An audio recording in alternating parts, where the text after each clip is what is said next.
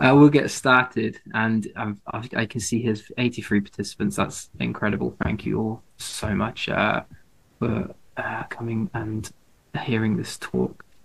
All right, so that's right. I'm going to talk about the perfection trap. I'm going to talk about the work I've been doing. I have a book out at the moment, recently published, and thanks to my institution, London School of Economics, and also my publishers, Simon& Schuster and Penguin, who have given me the time and resource to think a little bit more deeply about perfectionism than perhaps I had been previously. So this talk is really going to be a culmination of that exercise. I'm going to cover most of the topics that I covered in the book.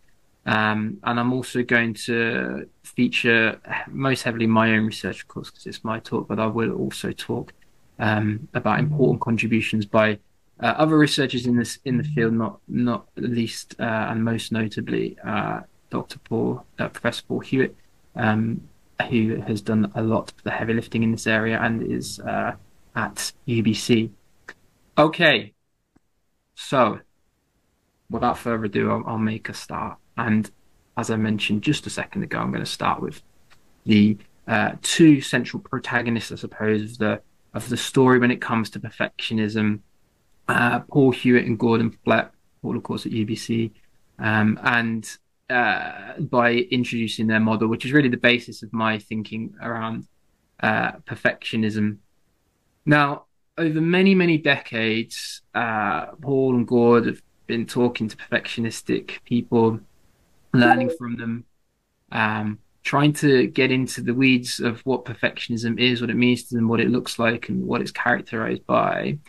And over the course of that extensive research work, both in clinical settings and in the community settings too, um, time and time again, it became apparent that perfectionism was quite a nuanced, I suppose, personality characteristic, which had features that were more than just high and excessive self-set standards, those go-getting qualities, I suppose, we'd most associate perfectionism if we were to conjure up in our mind's eye.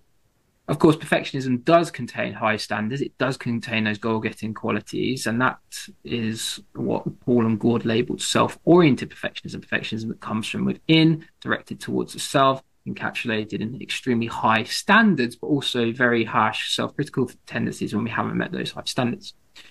But perfectionism doesn't operate in a vacuum, and it's a relational trait. The reason why we set those standards and we put ourselves through the ringer um, is really to display publicly that we're good enough, that we're worth something. And as a consequence, because there's a crucial social element to perfectionism, Paul and Gord saw time and time again that perfectionist people perceive that the social world around them expected perfection. So they not only expected perfection themselves, but they also perceived that people expected perfection of them too. And this was called socially prescribed perfection. Perfection that comes from outside of ourselves, and it's imposed on us from the social world.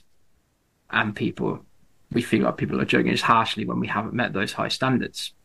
And the third element of perfectionism that Paul and Gord tended to observe was perfectionism turned outwards onto other people. So just as I expect myself to be perfect, I'm critical of myself and I haven't, then I'm going to apply those same rules to you because that's only fair, right? So this is a projection of high standards onto other people called other-oriented perfectionism, and it's directed outwards.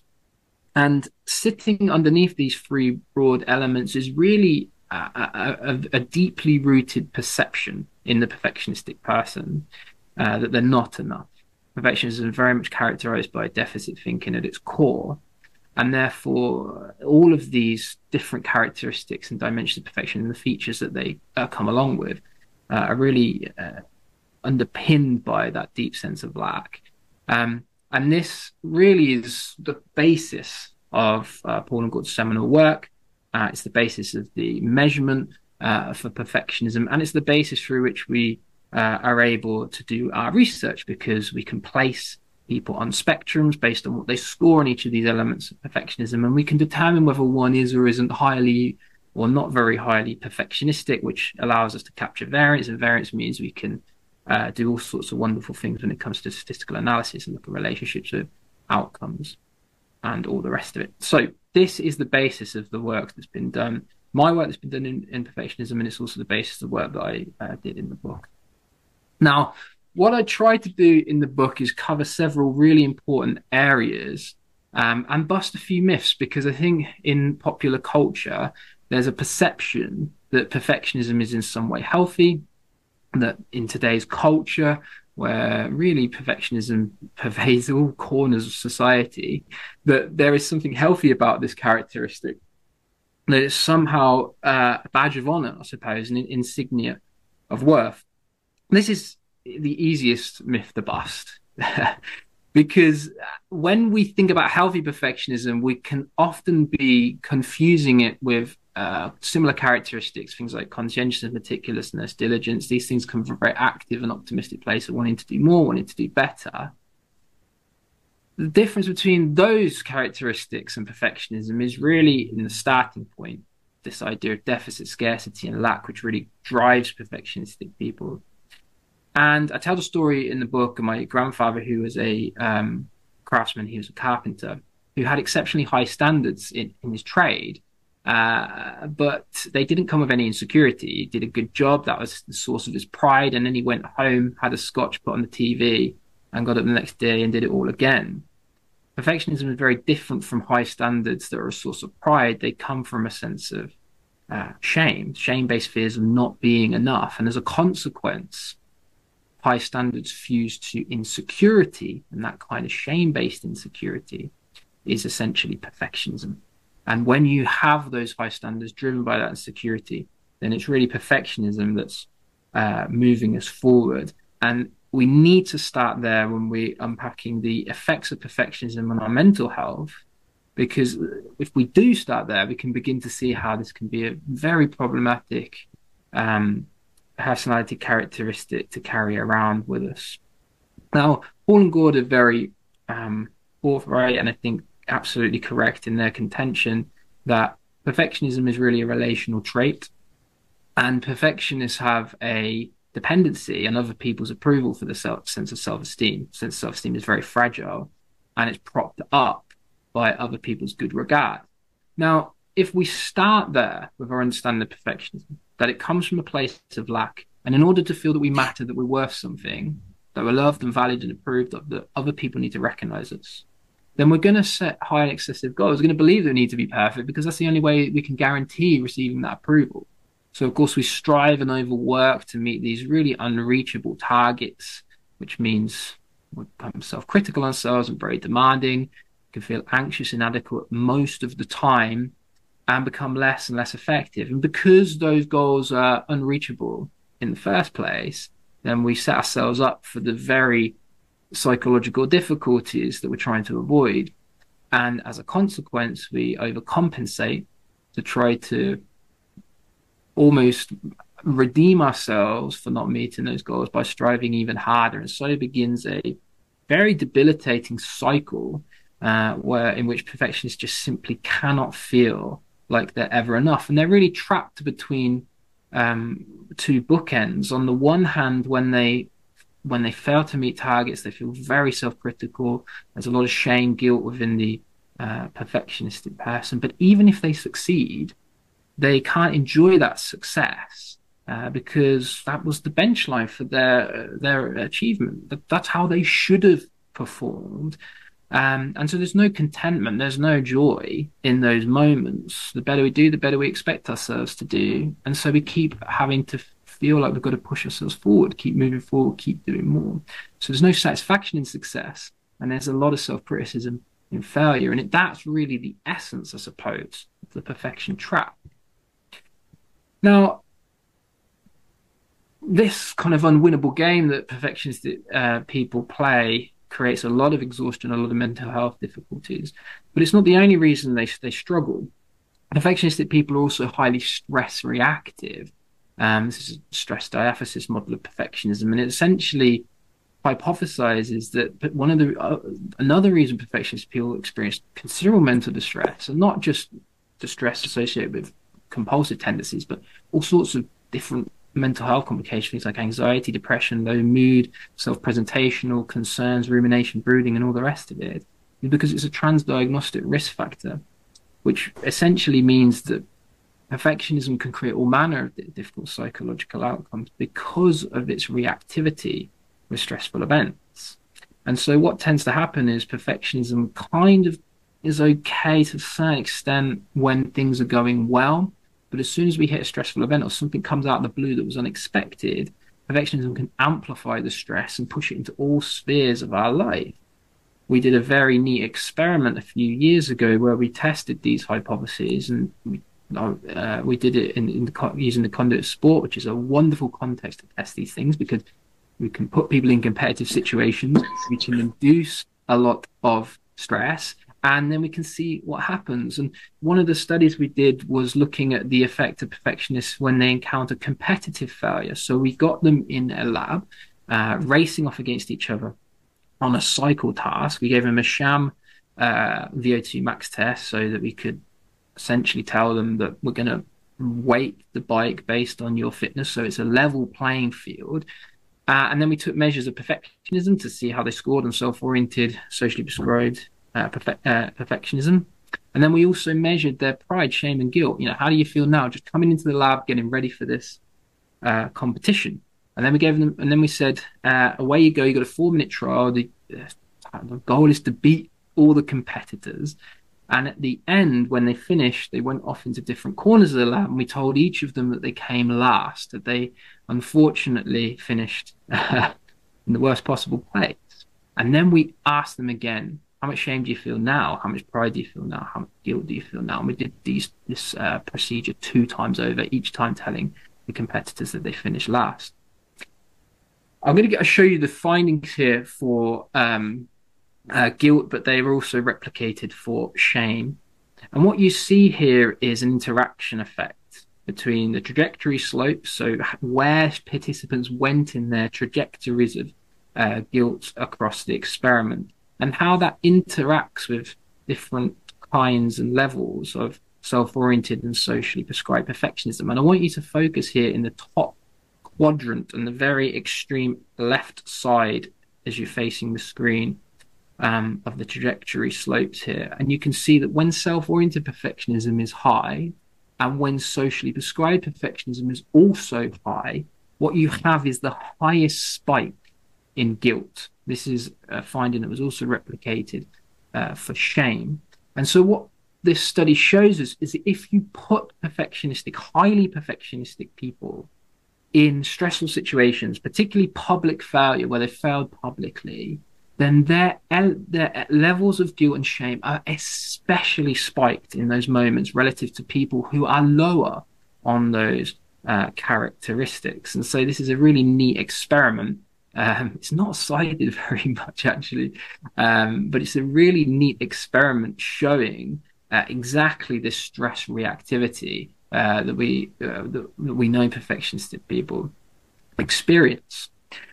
And there's also a third reason why perfectionistic people really struggle when it comes to mental health. And that's because perfectionistic people tend to find themselves alienated or socially disconnected. Perfectionism, and this is a quote from Paul Hewitt, perfectionism, although driven by inordinate needs for acceptance, so remember it's that intent need to be accepted and feel valued that drives perfectionistic people. Irrespective of that need, it can paradoxically result in others' negative reactions to perfectionistic people. Perfectionistic people do things that create social antagonism, and they remove themselves from situations where perhaps they might be judged, and perhaps they might be judged critically, because the fear of that critical feedback or rejection or even indifference, or the anticipated fear of it, is so intense that they will remove themselves from those situations and settings. And this is a really profound reason why you tend to find perfectionists struggle extremely with their mental health, because loneliness and social disconnection seem to be going hand in hand with perfectionism. And there's a lot of research out of Paul's lab showing exactly those effects. So, no surprise then that when we do meta-analytical studies, we see time and time again that perfectionism, and particularly socially prescribed perfectionism, has really, really strong correlations with serious mental illness, things like depression, anxiety, anorexia. These are strong correlations, as I'm sure you'll know, when we do cross-sectional work in the social sciences, you don't really see effects above zero point 0.5, a quarter of variance explained in these outcomes. Well, these are big, big effects, and they attest really to the power that perfectionism can have on our mental health. And I think really that was the first thing that I really wanted to drive home to readers in the book, that although we have this kind of lionization of perfectionism in modern culture, it really can have some heavy psychological baggage. Okay, so that's the first myth that I tried to deal with. The second myth that I think is a little bit more tricky, has been a little bit more tricky to demystify, is this idea that perfectionistic people are more successful. There's, I think we do understand that perfectionism has some baggage. We know that pushing yourself well beyond comfort is not the healthiest thing to do, but nevertheless, we also think it's necessary. We believe that those perfectionistic tendencies, those go-getting qualities, that excessive amount of effort and time on task is what's necessary to be successful in a society and economy that is extremely competitive, and you're going to need a bit of perfectionism to get by in this world. Well, here's the data on job performance, and I will caveat this data by first saying that if you look in educational context and in sport context, you will find small positive correlations between self-oriented perfectionism or characteristics associated with self-oriented perfectionism and performance. You will find them. They're tiny. They're about 1 to 2% variance explained. And when you weigh them up against the negative health outcomes that I just talked about, you have to wonder whether it's worth it. But nevertheless, they do exist. But what's fascinating and what often surprises people is the data that's coming out of the workplace, which is showing non-existent relationships between perfectionism and job performance. And this is where people think perfectionism is really going to carry us over the winning line in the workplace. And what you see time and time again when you do study after study is that the relationships are just not there.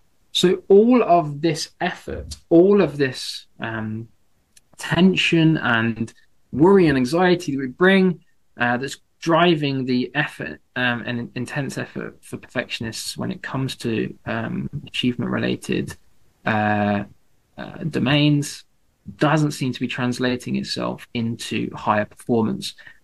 The question is then, why is that happening? And we think there's two main reasons. Perfectionistic people work hard. Yes, they do. But it's unsustainably hard. And it's really inefficient as well. I'll come to that in a moment. So hard work and performance, of course, has a positive correlation. The more work you put in, the better your performances are likely to be, right? It's just time on task.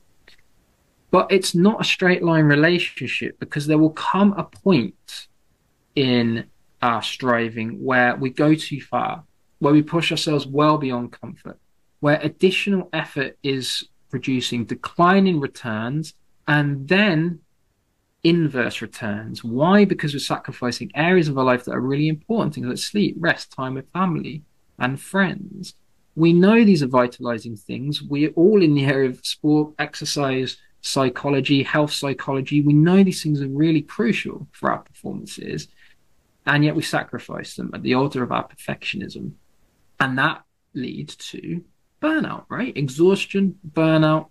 And in the long run, burnout is not especially conducive to performance outcomes. So that's the first reason why perfectionists perhaps aren't translating their perfectionism or their effort into high performance, because it's unsustainable hard work.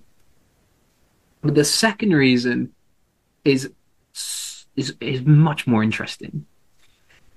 So perfectionistic people do work hard, yes, but it isn't always the case that they're working, and that's because there's just as much as they're motivated to approach success and have high standards, they're also an intense drive to avoid failure. And in some cases, that drive to avoid failure can be so extreme that we will sabotage our chances of success just so that we don't have to feel the pain of defeat.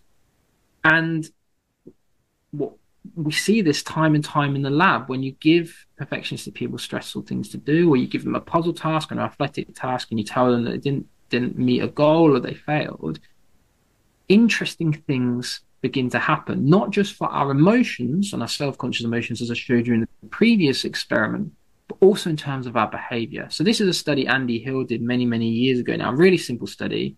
It, again, hasn't been cited very much, but it tells us something really interesting about perfectionistic people and what happens when they encounter difficulty.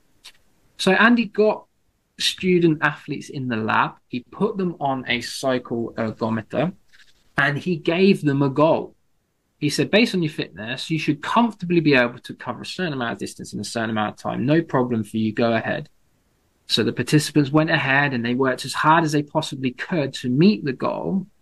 And at the end, he told them, bad news, you didn't meet the goal, but don't worry. It's okay. You can have another go. And this is where you see something fascinating when it comes to the behavior of perfectionistic people in those moments of defeat, when their shortcomings have been revealed. Because on the second attempt after the first defeat, people who aren't high on self-oriented perfectionism, well, they don't really change their effort on the second attempt. If anything, as you can see on the graph on the right-hand side here, they put in a little bit more effort. But it's the people high in self-oriented perfectionism that do something remarkable.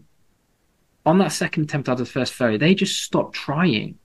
Their effort falls off a cliff because in their mind, you can't fail at something you didn't try at. They know how intently self-conscious they felt in those moments when they failed to meet that goal, that they don't want to feel those things again.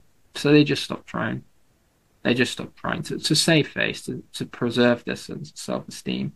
And of course, that doesn't just look like avoidance. You also see that anxiety management coming through in things like procrastination, whereby perfectionistic people will often avoid, divert, iterate, distract in a Herculean effort to move themselves away from the intense emotions, worries, and feelings of guilt and shame of not moving forward on a certain complex task. And you see perfectionism with very strong correlations with procrastination.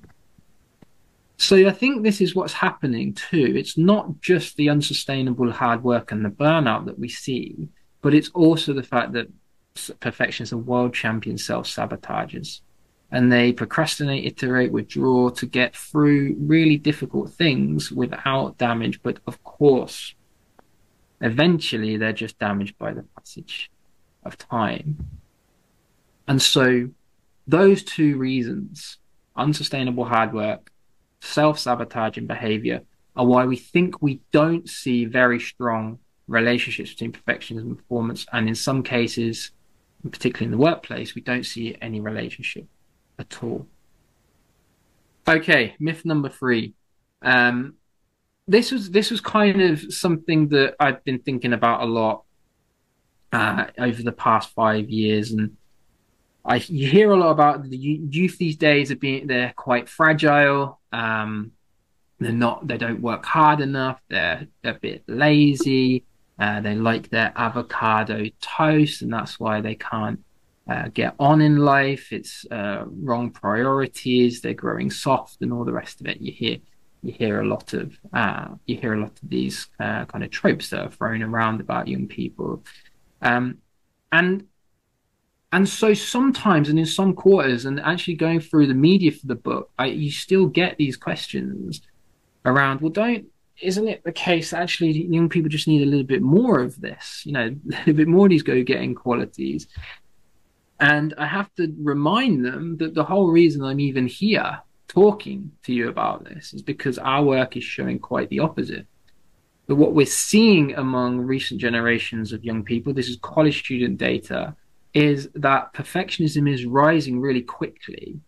And this is updated data that I ran for the book. I don't want you to focus too much on self-oriented, other-oriented. There's quite a lot of noise in the data, and even though they are rising, the rate of rise is quite small. Um, it's this socially prescribed perfectionism on the left-hand side as you're looking at the graph here. That is rising exponentially. And we know, don't we, from COVID, that when something rises exponentially, it rises really fast, way quicker than we can imagine. And on current trajectories, we're going to see extremely high levels of socially prescribed perfectionism. In fact, levels of socially prescribed perfectionism that on average are going to be higher than self-oriented perfectionism by 2050. That's a huge, huge rise that we're seeing right now. And if there was one element of perfectionism that you really do not want to see increasing at this rate, it is socially prescribed perfection. It's the most extreme form of perfectionism. And it's the form of perfectionism that, as we just saw in the meta-analysis I showed you, the relationship between perfectionism and mental health, that has the strongest correlation with those serious mental illnesses. And so that is why in the book, I describe perfectionism as a hidden epidemic, hidden in plain sight, hidden by its very ubiquity, and that sits, I think, not completely, of course, there are many factors, but sits at least in part underneath these more observable increases in mental illness that we're seeing among more recent generations of young people, particularly those spikes in anxiety and depression.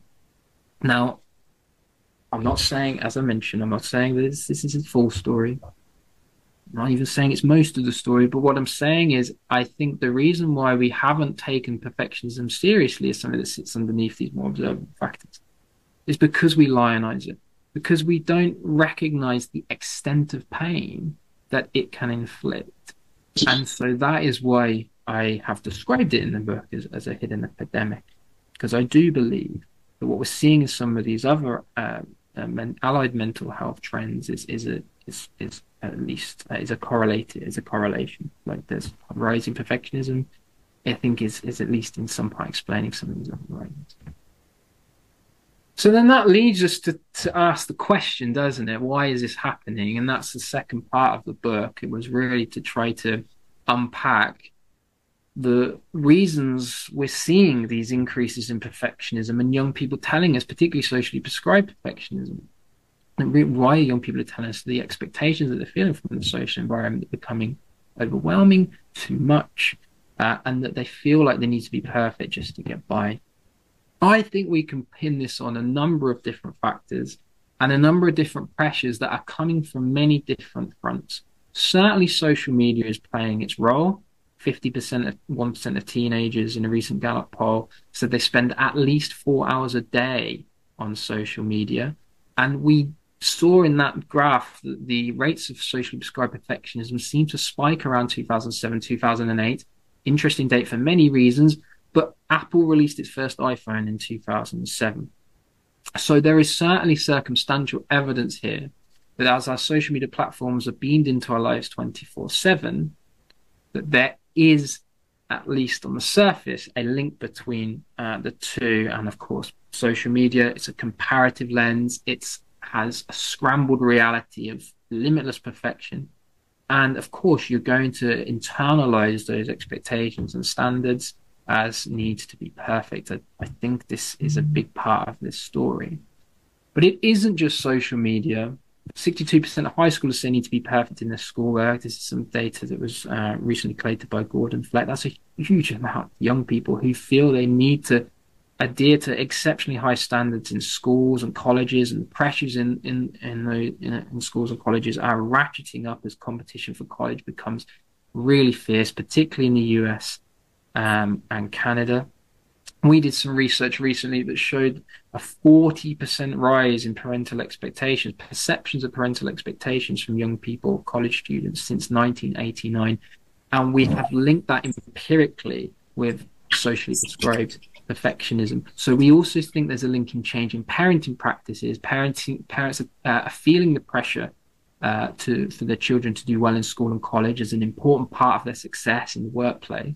And as a consequence, they're passing on that pressure for increased expectation, particularly in the education domain, And finally, in the workforce, we're seeing a casualization of the workforce, and securitization of the workforce, gigging, hustle cultures.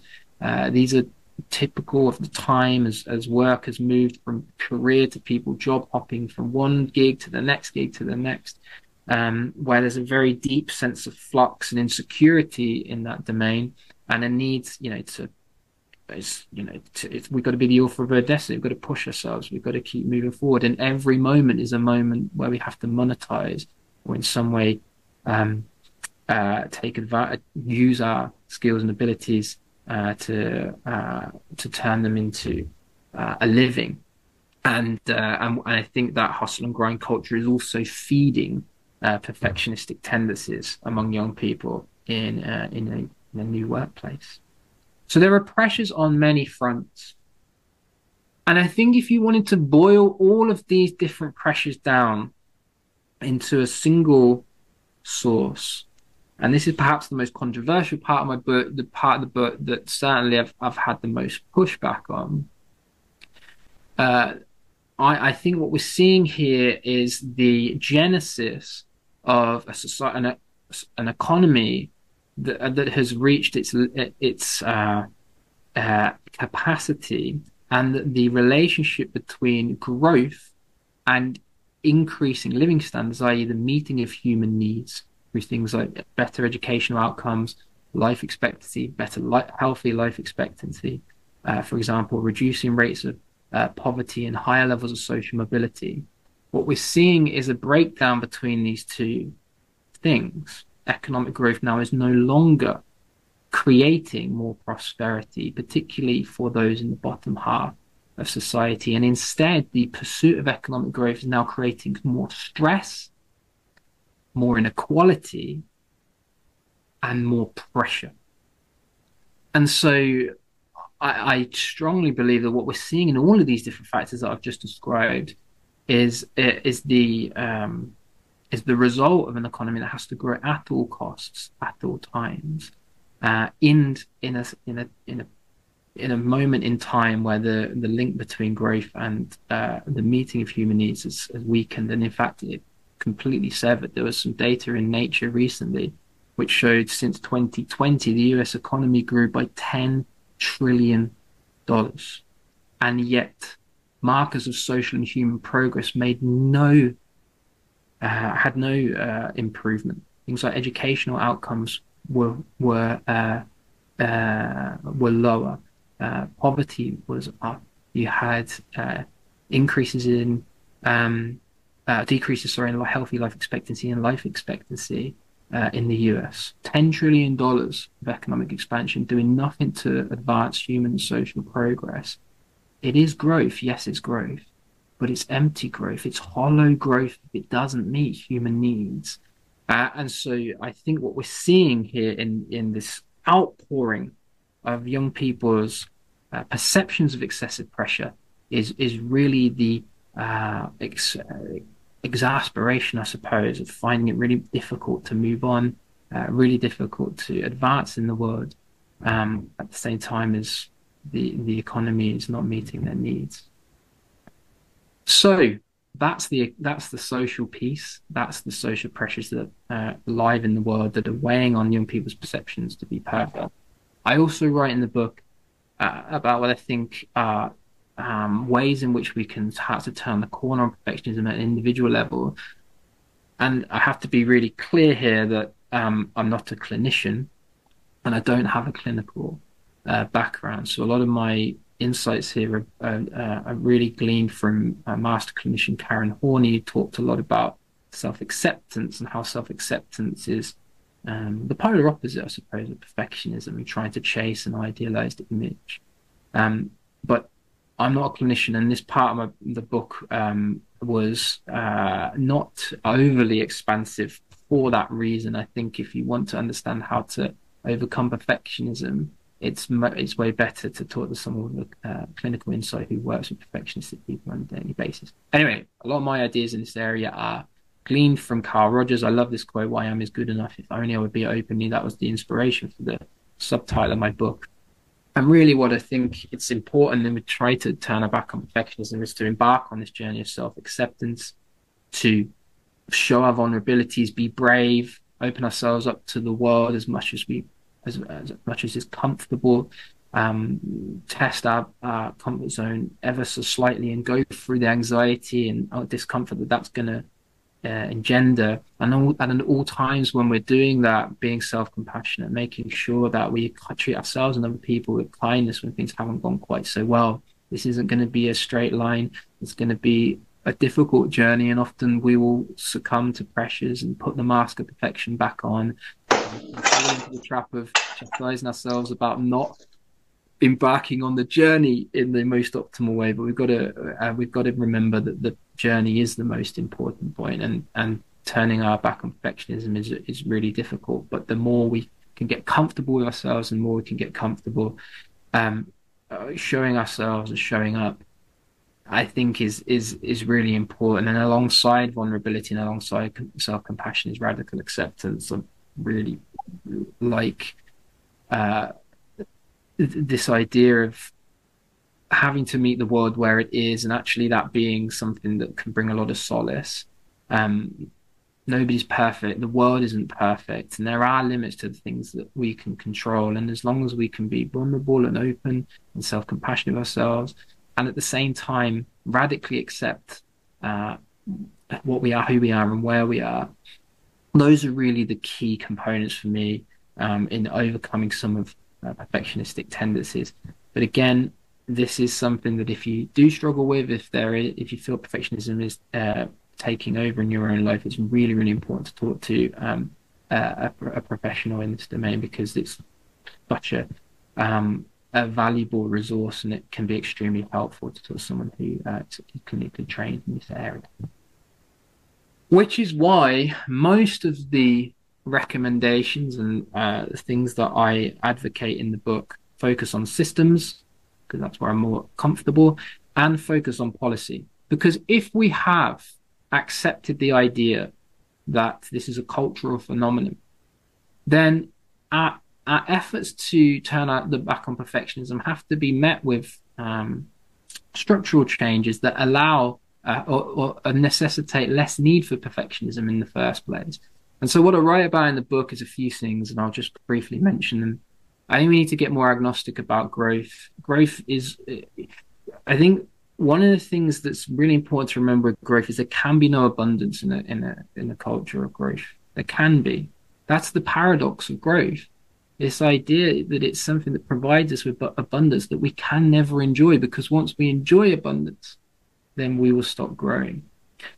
And so really growth is driven by scarcity, and scarcity drives perfectionism. And I think we have to get a little bit more agnostic about growth. Yes, growth is desirable. It's important to have growth, but the right growth, the growth that helps us to meet human needs. And as a consequence, we should be focusing or pointing our direction towards more human and social indicators of development. Education, health, life expectancy, quality of life, psychological well-being. I think these things should be just as important as GDP when it comes to policy making. We have to reduce inequality. That's so important, particularly in a context of slowing growth, which we do have today. The World Bank showed that the world is now entering a new phase of slower growth. Inequality is only going to get worse in slowing economies. That's what Piketty told us, and there's a lot of data to show that when economies slow, inequality gets worse. We need to get on top of that. We need to be proactive about it. And one of the ways that we can do that, and I think this is such an important part of the solution to these problems, is basic income. Canada has led the way in basic income research, basic income initiatives. I'm enamored by basic income. It turns our purpose in life on its head, from survival striving to striving for meaning and purpose, doing things that give us a sense of vocation. AI is going to come in very quickly and take up a lot of our work. We can use those productivity gains to give ourselves more time to do the things in the jobs that we enjoy, right? As well as more times in our communities and with our families. Or we can use it to just give ourselves more work to do, or in the most extreme case, to not be able to work at all because AI can just do our jobs for us. So, with the advent of AI coming around the corner, I think basic income is really such an important policy and something that if we can implement would take a lot of the stress and jeopardy that comes from survival striving. And if we can do some or all of those things, we don't even have to do anything in ourselves. Perfectionism will lose a lot of its power. Why? Because perfectionism cannot thrive under conditions of safety, security, and plenty. And so creating societies that allow us to do those things will, in and of themselves, by extension, mean that perfectionism is way less necessary just to get by. So this is just as much a societal problem as it is an individual one. Okay, finally, I don't know how much time I've got. I don't know if I've got time to do this last section. So can someone just come in and tell me how long I've got? Because I do Maybe want to. 5 minutes, Tom, and then open for questions. Is that all right? Okay. All right. Yeah, I wanna just give plenty of time for questions. So I'll just whiz Okay. through this, but I did think I would end this talk with a little conversation about kin because I know it's a kinology department and I come from kinesiology. And just how on earth did I get here? Like it's kind of crazy. The journey is insane. And I did want to just touch on a few things I've learned along the way because perhaps they're helpful. Um, First of all, this was never straightforward. There's a lot of flux involved and a lot of moving around too. So this is my basic bio, basic CV. I started with a sport and exercise degree in De Montfort, which is a small university in the UK. I did a master's, did a PhD, then went to Australia, came back to the UK, was assistant professor, lecturer at Bath, which was my first faculty position. Then I went to the LSE after I published that study on perfectionism. I then moved to Canada to take up a position at Goldman Sachs for a year last year, and now I'm back as associate professor at the LSE. So it's not an easy, straightforward path, and I've had to be very footloose. And one of the things I think is really important to recognize is that in academia, it's really difficult to stay in one place, and that's part of where I am right now is because I had the privilege, frankly, to be able to move places and not have any sort of firm footing or things that I wouldn't allow me to do that. So part of this story is I've been very fortunate. I'm very privileged to be able to do that. But the second part of it is really a kind of a more, I guess, big picture philosophical. I think kin is always where I start, and I always am so grateful to come from kinesiology, and I still work in kinesiology. Some of my collaborators, Andy Hill, Daniel Madigan, Sarah Mallison, these are people who work in the kinesiology departments, and I'm still very closely connected with. But I would say too that um, it, it I was always a curious thinker.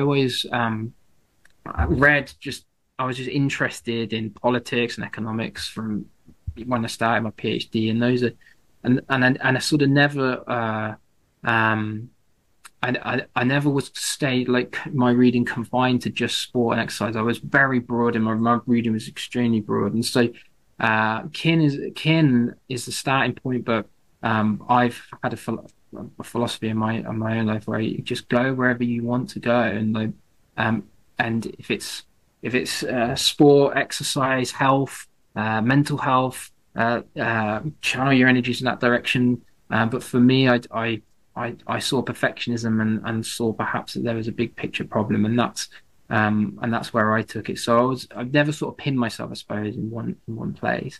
And I'll just say, just for the graduates and students listening, a few things that I think are really important to take away.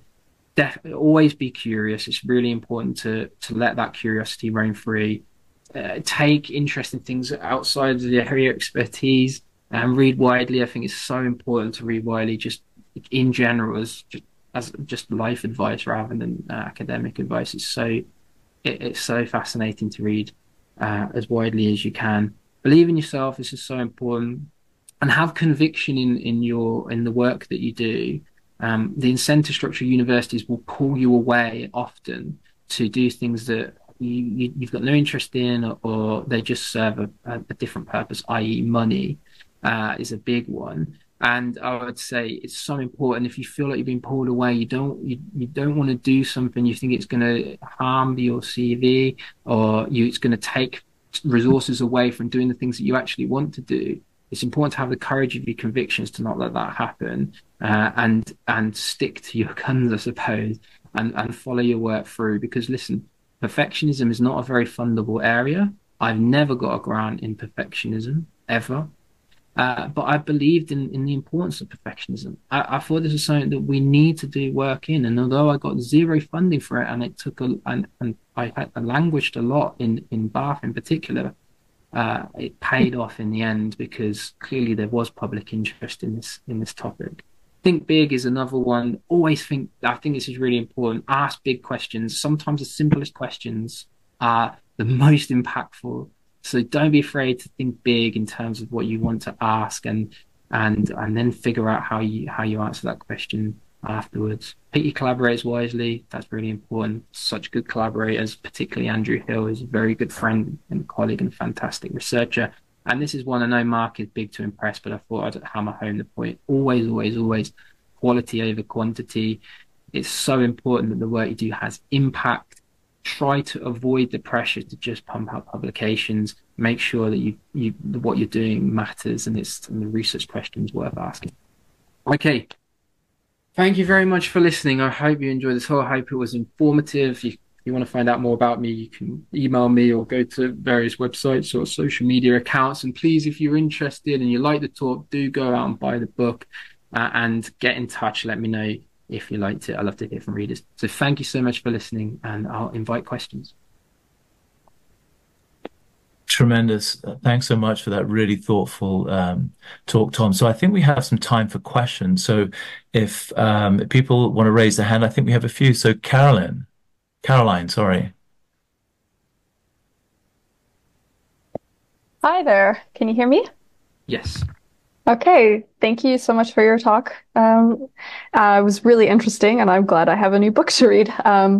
Now, one thing that when you're asking the question of why are people more perfectionistic than maybe they were 10 or 15 years ago, I'm reminded of this very popular book that was maybe released 10 or 15 years ago, by the title, The Coddling of the American Mind. And I'm wondering if, I know, yeah, so I'm wondering if you think that the book has any merit in terms of their argument that the problem with anxiety and depression has to do heavily with parents being overprotective of their too overprotective of their children, and if that's a different way of framing that parents have higher expectations maybe, or if they're two different things. I mean, I read the book. I think Jonathan Haidt's ideas are certainly with have merit. I don't. My main criticism is that there wasn't enough introspection of macro factors, which I think is a huge omission when it comes to understanding what's happened with younger people. But there's no doubt that I'm sure there is like most things a kernel of truth in what's occurring within a young generation. There is more helicoptering. There's certainly more coddling. I've seen it in universities. I've had emails from parents who, can you please let my son or daughter retake this test, which is something I've never seen before. So there's definitely more parental involvement. But you know, uh, is is that general? Is that typical? I think what I see more is just intense fear of failure among young people. A fear that one bad mark is going to screw up their whole future career. There's a lot of catastrophization. There's a lot of anxiety, and so that for me is the root of that reticence to push themselves forward, to take risks, to at least show initiative, because the fear of failure usurps the desire to put themselves out there, because they may very well be judged, and they may very well be judged critically. So I think it's the fear of failure that comes from these societal forces, these societal pressures that are so strong and so overwhelming. That for me was the omission of Haight's excellent and otherwise excellent analysis in this book. And my book features a lot of that in heavy measure. So I suppose if you read our books together, you'll find we come to we diagnose similar problems, but we come to different conclusions about the cause. Great. Thank you so much. Jasmine? Thanks, Mark. And hi, Tom. Really appreciate you sharing your work today. And I'm so sorry you came on literally the one time of the year that we get a snowstorm. For what it's worth, I did come to campus just in case anyone came up in person. But I really appreciated you talking about the difference between high standards and perfectionism. And you mentioned you've got a particular interest in policies and you're looking at strategies. So I'm curious whether in your work or in your experiences across the institutions you've been at, whether you think that there are policies that we need in post-secondary institutions or in our labs to help foster high standards instead of perfectionism. Yeah, it's a really good question. I mean, the biggest I suppose the first of all, yes, I'll start directly with your question. Yes, there are a lot of things that we can do to try to mitigate those pressures to do more, be more, publish more, get more grant income, and it's really to, I think, focus on why it is that we're even doing this. Why are we interested? What is the why of our work? That's got to be fundamental. That's got to drive us. And if we can create cultures and environments that allow us to focus on the reason we're here, that's to say, we're trying to find stuff out, right? We're trying to generate knowledge. We're trying to leave things in the world for other people to benefit from. That should be the focus of what we do. Unfortunately, that isn't the incentive structures as such in universities that tends to get usurped by things like, as I mentioned, publications or grant income and all the rest of it, things that are set like that put the impact of the work secondary. Oftentimes, not all the time, but oftentimes. So I think it's really important as faculties that we try as hard as we can. Look, students need to publish. That's important, right? If they're going to get jobs. So they do need publications. There will be the need to get a little bit of grant money, especially if you want to be competitive. So we have to also be aware of the realities. But I think it's important that we try to strike the balance so we don't go too far in a direction where we're focusing our students on just working well beyond comfort to pump out as much as possible, and focusing them on the the real important part of their job, which is the vocation, the impact. So as faculty, I think it's incumbent on us to try to emphasize that. And I know I've spoken to Mark this week. He's very keen on quality over quantity, and I think that's very good. That's a very important message to students. Thanks, Tom. Right. Tom, I'll ask a question if that's okay. Are there any parts of the world that are doing better than others? So, in terms of cross-cultural perspectives, or are we all doomed equally across the globe? And the problem is, like, as UBC, a lot of people at UBC will be well aware. Unfortunately, we do a lot of our research with weird populations, and that's a really terrible way to sample. It actually has an advantage when it comes to looking at cohort differences, because if we can hold cohorts the same way, we just use students, then we can reliably compare across time. So it does have one useful benefit, but generally it doesn't. And it also means that we don't have very strong data on cross-cultural comparisons across perfectionism. What they do have, there is something in the data that I haven't looked into systematically. But one of the things that's really interesting, if you go to the French-speaking part of Canada, we've got quite a lot of data there. Patrick Agu's lab, Bob Valleran's lab, for example. You find that levels of perfectionism are particularly self-oriented, but also social prescribed, are much, much lower than they are in other parts of Canada, the US, and the UK. So, maybe there's an argument there that, Quebec being more from a social democracy model, perhaps there is less pressure there to be perfect, to pursue perfect ideals and all the rest of it, and that's coming out in the data. Or it could just be that the measurement is in French. I don't know, but there's some interesting anecdotal data there to suggest that there might be some differences across regions, and I just think we need more data on an international a level to give us a reliable indication of whether there's cross-country differences too. Tremendous. Super.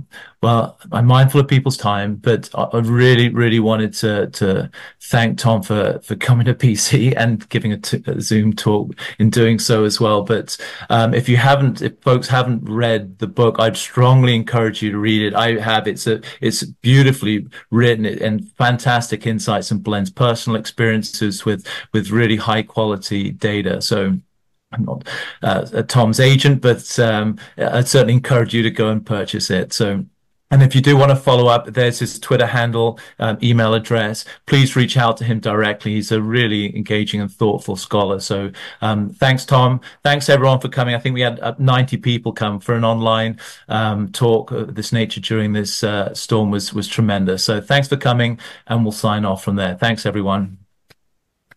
Thank you. Bye.